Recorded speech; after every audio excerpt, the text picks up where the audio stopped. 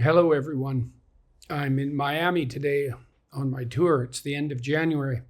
I've been watching what's happening in Canada over the last 10 days, let's say, or the months before that too, wondering what's going on and trying to think it through.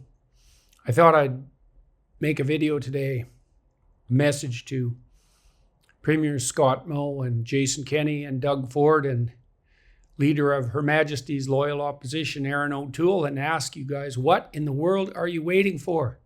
It's your moment. You've got a huge number of Canadians occupying Ottawa, expressing their dismay with the suspension of our charter rights in the face of this so-called emergency. Our Prime Minister has literally abandoned the city, run away, as far as I can tell, citing security concerns because I think he believes his own propaganda about the nature of the people who are sitting in Ottawa, and then lying about it, justifying it as a consequence of being exposed to COVID, despite the fact he's double vaccinated and tested negative.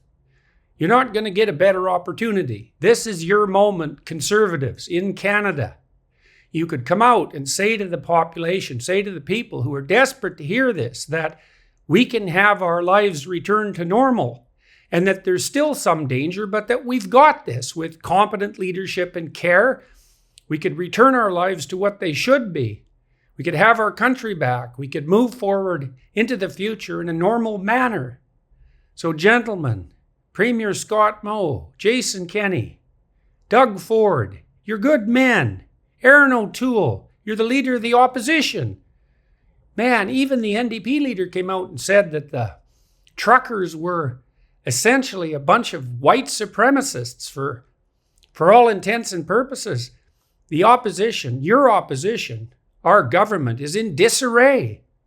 And the people are doing everything they can to make their wants known. Guys, reassure Canadians.